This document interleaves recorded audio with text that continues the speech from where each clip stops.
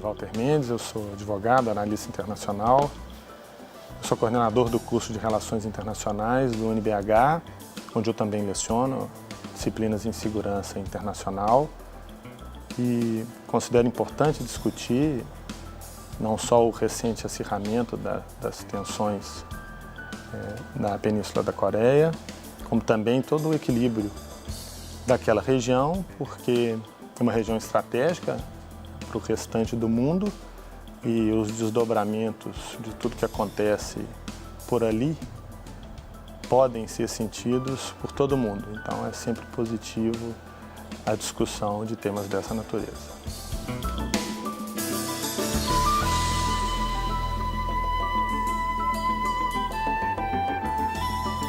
Meu nome é Onofre dos Santos, sou professor de Relações Internacionais da PUC Minas e acho importante discutir o tema do conflito entre Coreia e Estados Unidos pelo fato de estar envolvido proliferação de armas nucleares e isso, de certa maneira, envolve a segurança coletiva de todos nós.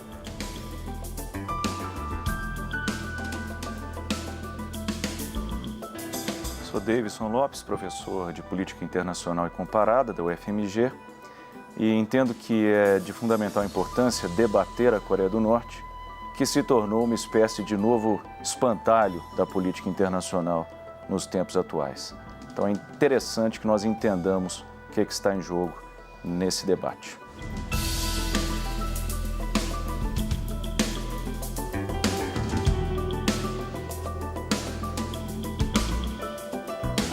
E eu sou Jéssica Canelli e está no ar o Horizonte Debate.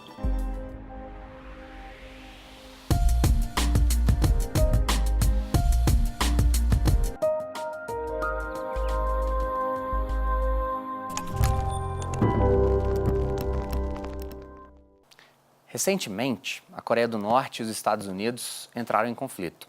O motivo é a possibilidade do avanço dos testes de bombas atômicas de um programa nuclear no qual a Coreia faz parte.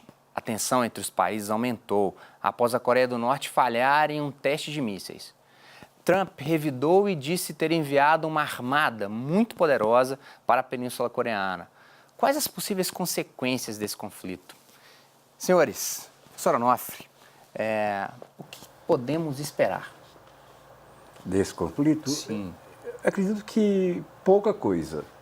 Eu acho que a Coreia do Norte ela tem uma diplomacia de risco em que ela, na verdade, desde os anos 90 e até depois do 11 de setembro, a ênfase dela, na verdade, a partir do armamento nuclear, ou programa nuclear dela, é ter alguma garantia em relação à segurança dela, e essa garantia tem que vir necessariamente dos Estados Unidos. Eu não acredito que o governo americano vá escalar ou vá, na verdade, aprofundar esse conflito. É muito mais um jogo no sentido de barganhar certas coisas e garantir certos elementos que a Coreia do Norte necessita já desde os anos 1990. Professor Walter, um conflito que já nasce morto, portanto, que já nasce, que nem começa de fato? Na verdade, é um conflito que continua basicamente como estava, né? É uma região, de fato, instável, mas seria reduzir um pouco dizer que ele nasce morto, a partir do momento que, como o professor Onofre colocou, cada parte tem os seus interesses nessa altercação um pouco mais nítida e provavelmente cada um vai conseguir reequilibrar essas forças e talvez até alcançar algum desses objetivos, né? Eu acho que é bem pontuado por ele nesse sentido, porque nós temos, né, até certas posições muito alarmistas, né, que não raro, né, pipocam, até mesmo na grande mídia. É uma terceira guerra mundial, né, é um conflito, os Estados Unidos estão mandando a força naval, quando na verdade, né, neste sentido, é mais do mesmo. Né? Não há também, na minha opinião, muita margem para uma escalada deste conflito, porque todas as partes envolvidas teriam muito a perder. Né? E ao contrário do que até alguns defendem, não tem nenhum louco, nenhum bobo ali nesse tabuleiro. Né? Então, os objetivos são bastante nítidos para cada um deles. Né? Deixa eu pegar um pouco desses agentes. Davidson, professor Onofre, professor Walter, somos contemporâneos da região fértil do centro de Contagem, grande gente boa que pintou daquele lugar, professor universitário, médicos, psicólogos, dos bons. Quando a gente vai pensar, Walter, nesses agentes desse tabuleiro, né? China, Estados Unidos, a Coreia do Sul, o Japão. A Coreia do Sul é um país, Davis, que me fascina. Avançando lá para os nossos 30 e tantos, né? 30 altos. Se olhássemos com 17 anos para um carro coreano, a gente ia ver um automóvel feio. Hoje, se pensarmos em Coreia do Sul, duas gigantes, Samsung, LG, Kia, Hyundai, um país em franco avanço educacional, de produção industrial. Quem são esses atores? Eu queria que você pensasse assim, explicasse para a gente o que a Coreia do Sul está nesse contexto. Ela é a pobre coitada que está sendo ameaçada por um norte-coreano ditador e os americanos estão indo lá para poder defendê-los? Quem são essas pessoas, esses agentes do tabuleiro, Davis? Obrigado pela apresentação generosa, Jairo. Eu vou tentar ser telegráfico aqui, rapidamente. Houve uma guerra naquela região, península da Coreia, entre 50 e 53, 1950 e 1953. Guerra da qual resulta a bipartição da península, Coreia do Norte e Coreia do Sul. E passaram desde então a ser, embora todos sejam coreanos, fim das contas, mas são inimigos figadais, né, o Norte e o Sul. Diversos interesses aí estão imbricados, não é?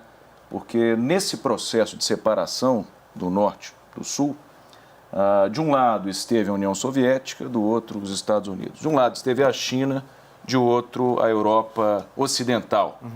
Então, aquela região serviu como uma espécie de termômetro da Guerra Fria, por muitos anos.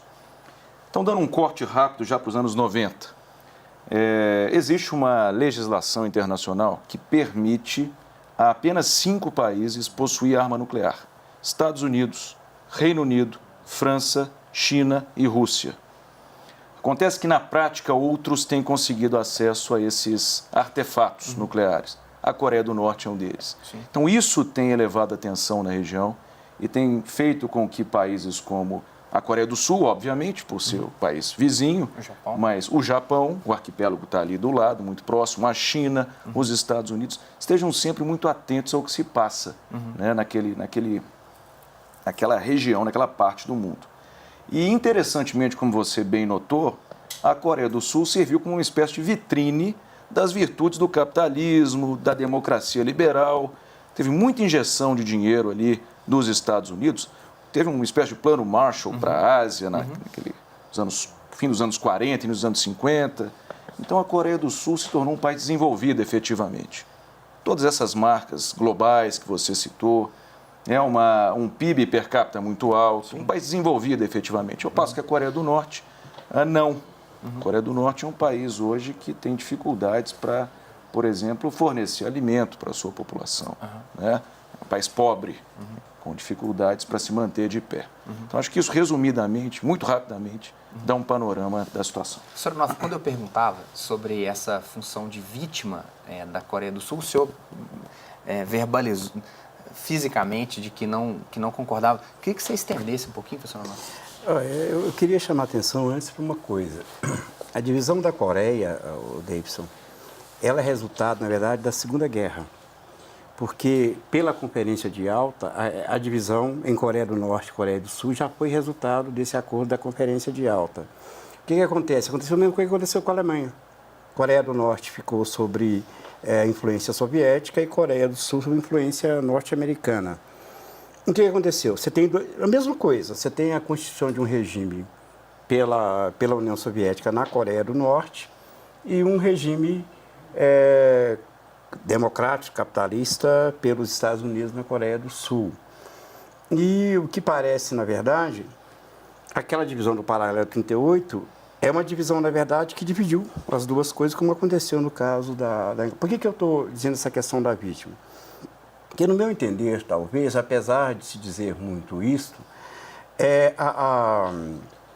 a Coreia do Sul, Eu não acredito que ela esteja diretamente ameaçada pela Coreia do Norte nos termos que a mídia coloca, nos termos que se diz, né? Inclusive, se você olhar durante o governo Clinton nos Estados Unidos, a relação entre a Coreia do Sul e a Coreia do Norte se modificou muito. Inclusive porque o governo Clinton, ele tinha a ideia de tentar convencer a Coreia do Norte a mudar o regime ou parar com o armamento intensivo por meio de certas medidas que ele acenava com o fornecimento de investimento e uma série de coisas, na mesma medida que incentivava a relação entre a Coreia do Norte e a Coreia do Sul. Mas isso deu zebra, por uma série de razões, e hoje em dia o que eu acredito que aconteça é o seguinte: qual que é o grande problema da Coreia do Norte hoje em dia? As sanções que foram aplicadas, principalmente depois do 11 de setembro, elas impediram a Coreia do Norte tem um problema muito sério de energia, como o próprio Davidson também falou, em relação a produtos, a economia é fraca em uma série de coisas. E as sanções impedem que ela obtenha créditos externos, ela não pode pedir dinheiro ao FMI, e ela passa, né, a praticar certas atividades ilícitas, como, por exemplo, venda de armamentos, tráfico de drogas, falsificação de moedas, para, de alguma maneira, suprir a economia coreana. Pessoal, eu quero estender um pouquinho no segundo bloco e buscar exatamente por isso, para falar um pouco do fascínio, muitas vezes, que a Coreia do Norte desperta em nós. Um breve intervalo aí, eu quero estender nisso, exatamente nesse ponto que o senhor estava concluindo aí agora. Vamos para um breve intervalo, voltamos daqui a pouquinho.